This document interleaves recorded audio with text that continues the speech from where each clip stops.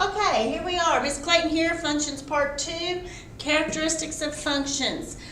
Most of this you learned in Algebra 1 and Algebra 2. We'll just review it and maybe add to it a little bit.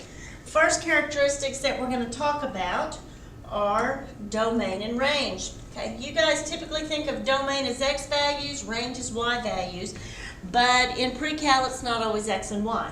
So domain are going to be these horizontal values. Okay, this particular function right here is starting at -4 right here, and as we go to the right it continues going,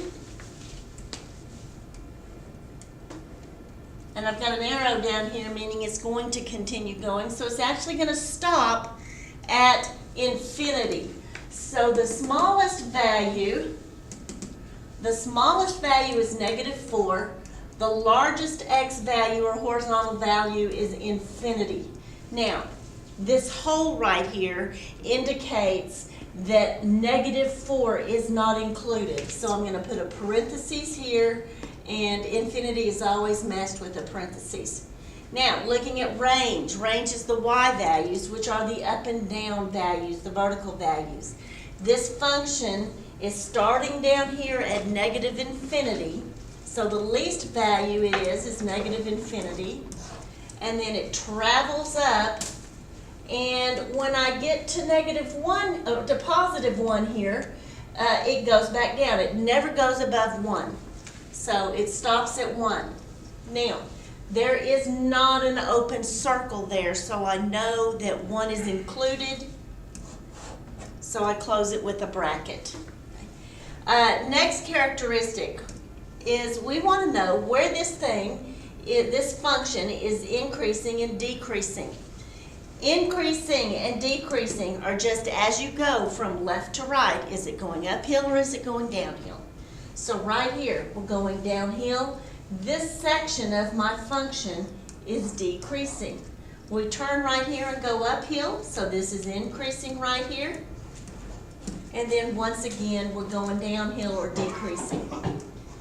What you need to be able to tell me is what are the x values where each of these are happening. I have found that it's easier if I break my graph into sections. So in this section right here, it's decreasing. So it starts right here, it ends right here. So this section is from -6 to -2. That's where this function is decreasing. -6 to -2. When we're talking about these intervals, you don't have to worry about brackets. Okay?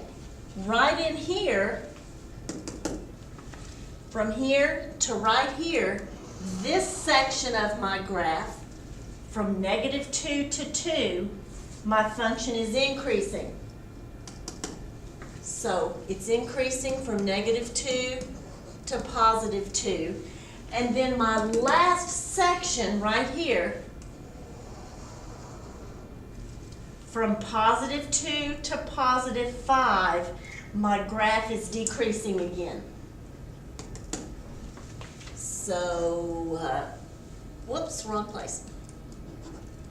+2 to +5, okay? We just put a little U in between there. It stands for union. You could just write "and" if you wanted to, okay?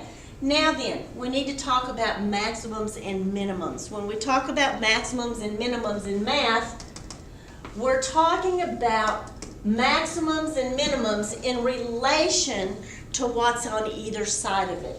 So anywhere we have a maximum, it's going to be a hilltop. We're not going to consider this right here a maximum because we don't know what's happening on that side. It just stopped there. But right here, I have a hilltop. It's going up on this side, down on this side. This is the highest point in relation to either one of those sides. So right here, we have a maximum. Okay? If it's a valley, then it's going to be a minimum. Goes down, goes up, this is a minimum. We write maximums and minimums as ordered pairs, the x value and the y value. This maximum occurs when x is equal to 2 and y is equal to -2. So that is the ordered pair. It's the point 2, -2. Okay? This minimum occurs when x is equal to -2 and y is equal to -4. So this minimum occurs at the point -2, -4.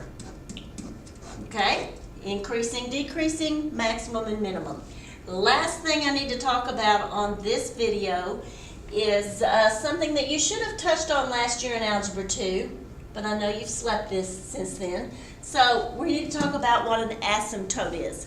An asymptote is an imaginary boundary line that my graph gets closer and closer and closer to. Excuse the bell. The graph gets closer and closer and closer to this line, but never quite gets there. So as we look at this function right here, as I keep on going to the right, I can see my graph flattening out right here along this imaginary line right here. Okay? This imaginary line is the line y equal 2. I have a horizontal asymptote. Whoa. I have a horizontal. The board's going to quit working. We were so close. Oh, yay! I have a horizontal asymptote.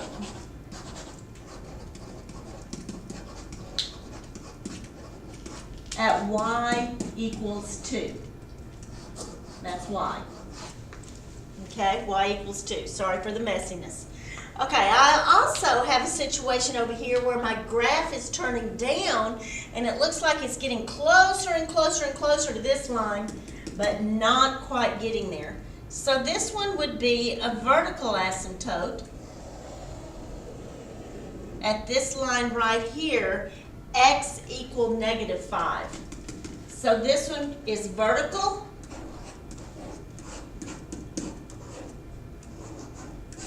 And it's at x equal -5. Okay? That's asymptotes. Stay tuned for part 3.